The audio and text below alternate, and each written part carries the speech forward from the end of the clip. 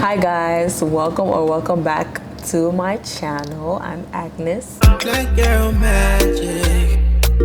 Skin in your smile is so classic.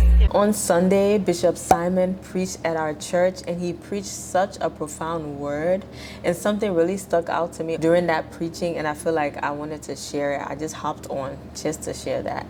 He talked about the first revival of the early church that happened in Acts chapter 8 when the people were scattered about and Philip led the revival, and he just talked about the people that God used for the revival, the place that God used for the revival is not the place that you expect. It's not the people that you expect.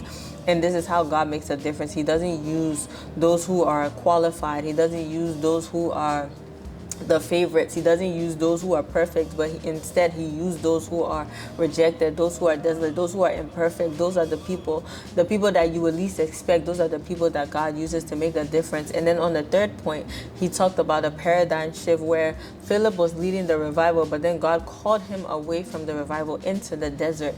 But then God didn't just call him into the desert. God called him into the desert, and it was to preach to one man, the Ethiopian eunuch. And he mentioned this and was saying that oftentimes, like when God is calling us, like you may feel like, oh, I'm in the right place, I'm in my comfort zone, like I'm doing the things, but then God calls you out of that and sends you into the desert, sends you into the wilderness, and you're just like, what am I doing here? But that call that he was called into the desert was to preach to that one man.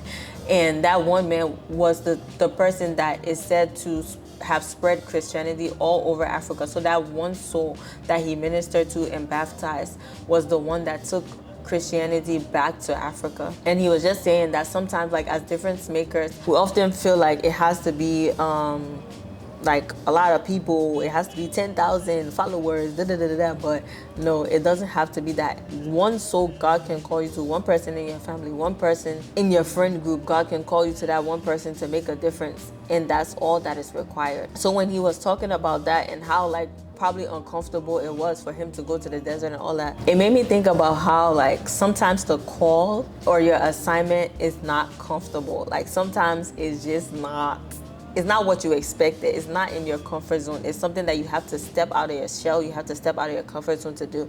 I thought about how like all of the apostles, like all of the disciples that Jesus chose, all of them were Jewish, but they were not only called to Jewish people. They were not only called to the Jews. They were called to take the word like to the ends of the earth. Like with Peter, he was given the revelation that he was supposed to take the word to Cornelius, and he was like, that's a Gentile.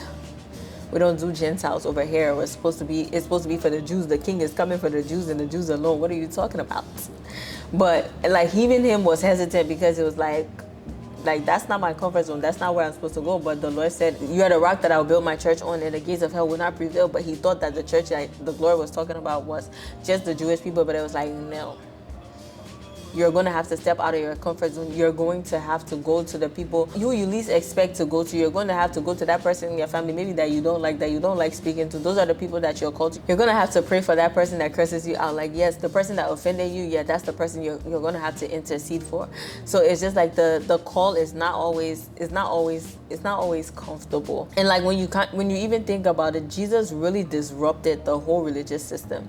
Like when he came, he disrupted the whole religious system of the world. They thought the king was coming. They thought it was going to be the king that was going to fight. They were going to fight against the Romans, and he was going to free them, and they were going to be living this like glorious life. But he came, it was a whole different kingdom that he was preaching. He was preaching a whole different kingdom.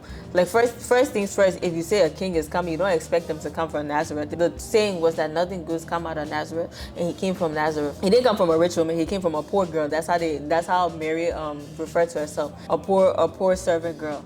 Jesus didn't hang with the big shots. He wasn't networking with the politicians to become king. No, he was hanging with the sinners when he was here on earth, because the goal was not to bring the kingdom that the people expected. It was to shift the whole thing. It was to make the people uncomfortable. He called his followers to love your enemies. Love your enemies. That's not comfortable.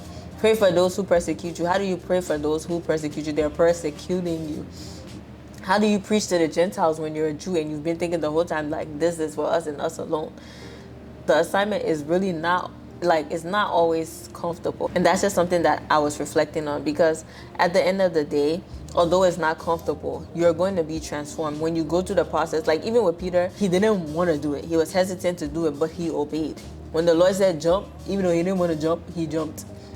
Because it was like God speaking to him to go to that uncomfortable place, to do that uncomfortable thing, to step out of his comfort zone, to step out of the mindset that he had. Sometimes we have the wrong mindset. Our mindset keeps us comfortable, keeps us in a comfortable place when God is calling you to step out.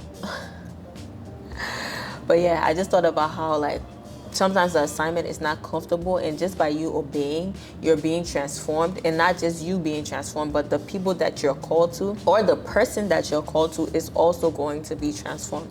Imagine somebody that's been hating on you, or somebody that's been cursing you out, or something like that. You're showing them so much kindness.